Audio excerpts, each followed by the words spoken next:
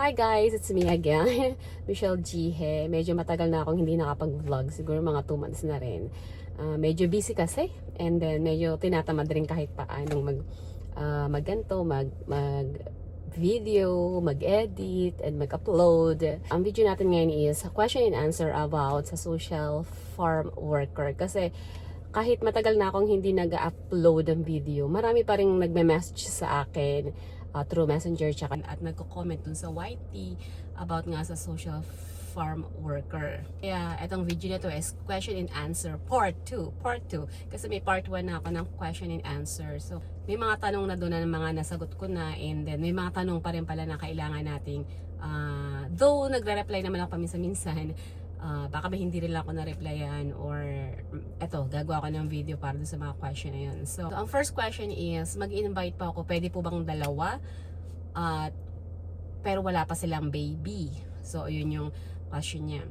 So actually guys, share ko nga sa inyo na parang may bagong policy ngayon sa City Hall or sa program na ito, and hindi ko lang alam kung yung policy na ito ay dito lang sa city namin or sa pangkalahatan ng city dito sa Korea. Kasi dito sa program na ito, di ba pwede tayong mag-invite ng relatives, kahit cousin at 4th degree cousin, as yung mga asawa nila pwedeng i-invite. So as long as na mapatunayan nila mag-asawa sila, syempre kailangan ng marriage contract doon. So yun yung mga pwedeng i-invite natin, relatives, pinsan, 4th degree, and kasama yung asawa. Pero yung last time kasi guys, yung last May, etong May lang, nagkaroon ng hiring uli dito sa amin. So nagtry akong mag-invite ng pamangkin. So pamangkin naman yung in-invite ko.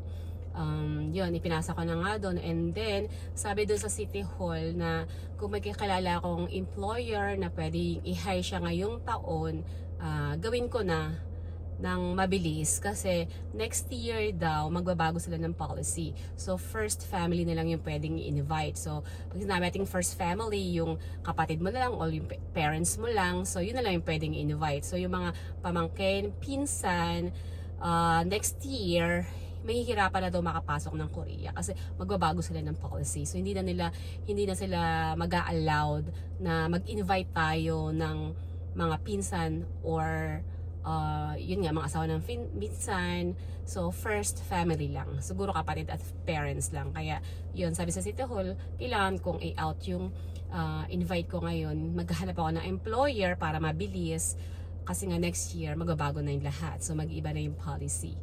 So sa question mo na pwedeng mag-invite ng dalawa, yes, pwede mag-invite ng dalawa kasi hanggang 4th degree cousin ngayon pwede nating i-invite. Pwede siyang i-invite. So ngayong taon, so ewan ko lang next year kasi magbabago na nga daw yung policy. So yun na nga. Kaya kung mag-invite ka ng dalawa, much better na ngayon mo nang gawin, baka mali natin next year is mag-iba na nga yung policy nila. And about naman sa baby, so hindi naman required na kailangan may baby sila. As long as mapatunayan mo lang nakasal sila. Kasi syempre kung pinsan mo i-invite mo or relatives mo, kayo may requirements kayo na mag-relatives kayo. So pwede yung asawa nila as long as na mapapatunayan nyo na mag-asawa sila. So which is kailangan ng marriage contract. So yun, kaya kung mag-invite ka ng dalawa, dapat ngayon mo na gawin kasi nga baka next year is iba na yung policy. So ayun is according lang dito sa City Hall namin na last May lang na nag-apply ako. So hindi ko alam kung ganun din sa ibang city. Syempre bali mo iba naman yung patakaran nila doon about sa seasonal farm worker na program na family invite system.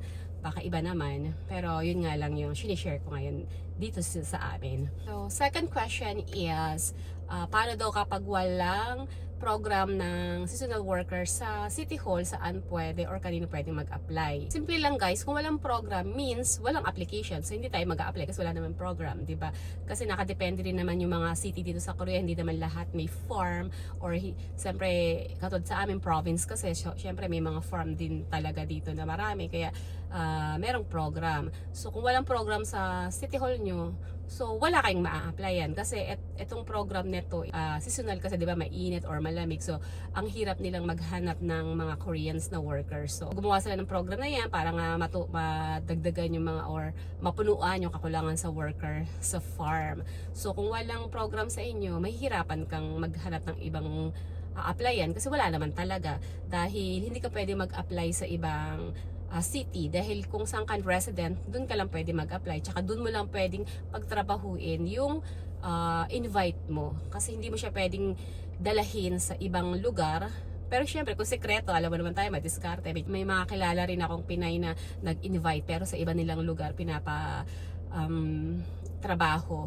Kasi yun, sikreto lang. Kasi paano pag nag-CI, pag nalaman, edi mahuhuli. So, pero syempre, diskarte mo na lang yun. Pero yun nga sabi ko, walang chance makapag-apply sa iba. Kasi kung susunod tayo sa proseso, dun ka lang talaga sa residence area mo pwedeng mag-hire at magdala ng invite mo. So, hindi ka pwedeng mag-apply sa iba.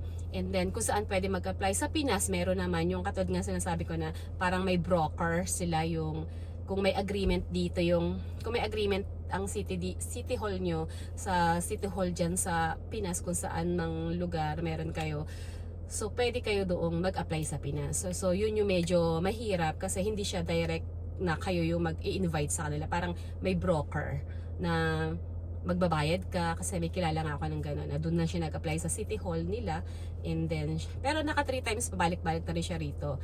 Yun nga lang, medyo syempre malaki yung nababawas sa kanila gawa ng may broker nga na kailangan nilang bayaran. So yun yung sagot sa tanong na saan pwede. So kung walang program, so walang application. Kung mag-apply ka ng iba, doon yun sa Pinas, doon sa City Hall na merong agreement between City Hall nyo at saka sa City Hall sa Pinas na pwede nilang pag-applyan. So yun lang yung way. Kasi walang direct hiring. About naman sa direct hiring, may question number 3 dito is na pwede dong mag-invite yung mismong employer papunta dito sa Korea. So, yun nga guys, walang direct hiring dito sa Korea. So, yung sabing direct hiring na ako yung employer, kukunin na lang kita, diretso ka dito. So, walang ganong direct hiring. Lahat dati, dumadaan tayo sa PUA, di ba? Trabaho ka sa mga factory as worker, kailangan mo dumaan sa PUA. So, doon, syempre, kailangan mag-aral ng Korean, may exam, kailangan mo talaga ng level test doon para makapasok. Itong seasonal program na to is about to sa family invite system. So, family lang yung may karapatang mag-invite ng worker papunta dito sa Korea as farmer. Kahit pa citizen or hindi citizen, o kahit anong visa status, pwedeng siya yung mag-invite kasi nga family invite system. So, kung may family ka na gusto mapuntahin dito as a worker, yun, may karapatan ka mag-invite. Pero yung employer mismo mag-i-invite sa inyo, kasi medyo risky yun guys, kaya nga nagkaroon ng gantong program na family. Dati kasi broker lang talaga yung mag-hire sa'yo, and then ang daming ang mga cases na hindi pinasahod, na tumakas, so pinamatay pa nga dahil sa sobrang trabaho.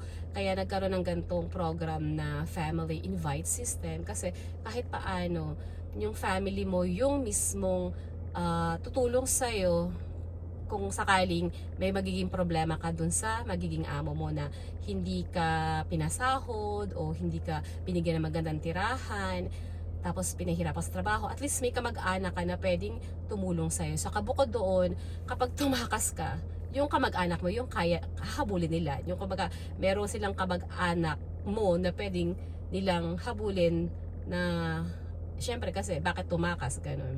Kaya nagkaroon ng gantong program.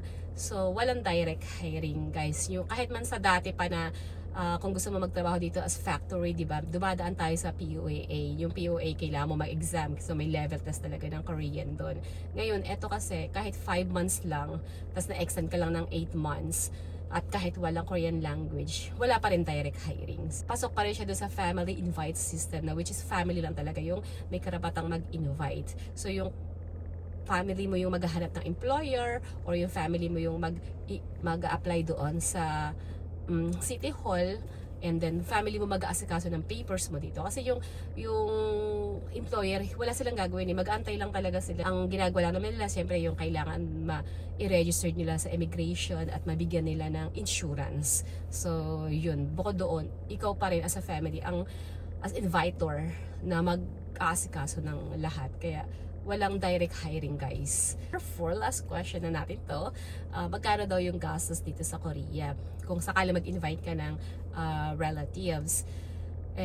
Syempre, iba yung gastos natin sa Pinas, di ba? At syempre, may gastos din sa Korea. Kung ang family nyo ang nag-i-invite sa inyo, talagang gagastos sila. Hindi man nila sinasabi sa inyo, kasi sa cases ko, gumagastos ako na hindi ko naman sinasabi talaga sa kanila kung magkano yung ginagastos. Pero, gagastos ka talaga. Unang gastos is yung pagpapatranslate ng paper. So, hindi natin alam kung ilang papers ang kailangan ipatranslate. Kasi, kailangan dito kasi bago mo ipanotary yung papers mo, kailangan mo yun i-translate sa Korean kasi hindi nila translate yung hindi nila ninonotary yung kung English, so kailangan mo siyang ipa-Korean. So pag pina-Korea mo yan, isang pages lang ng papel is 800 pesos na, or imanon sa Korea.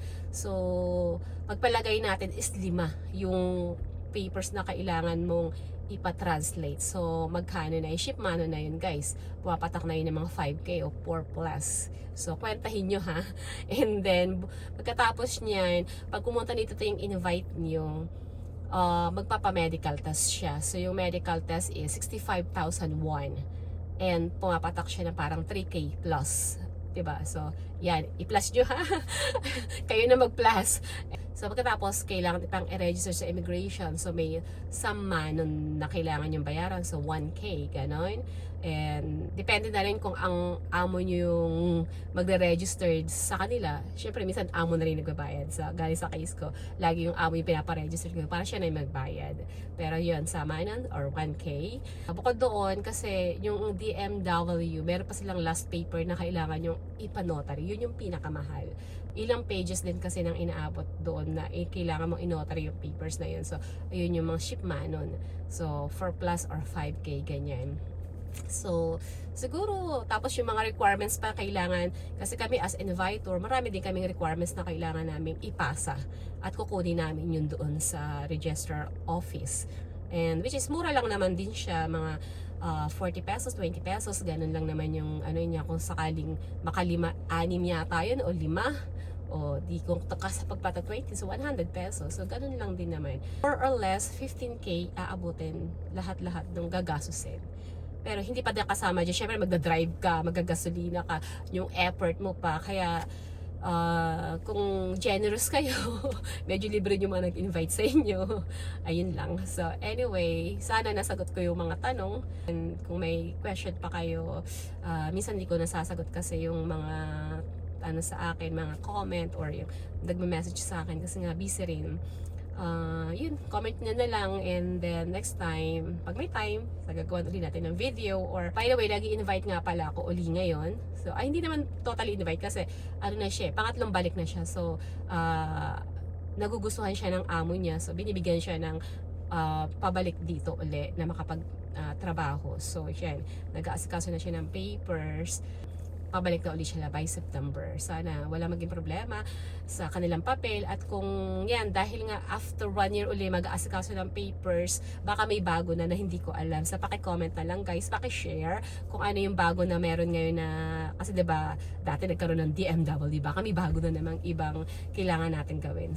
So paki-comment na lang para naging updated din tayo sa mga bago ngayon about sa seasonal farm worker. Okay guys, hanggang dito na lang. God bless. Bye. See you in my next vlog.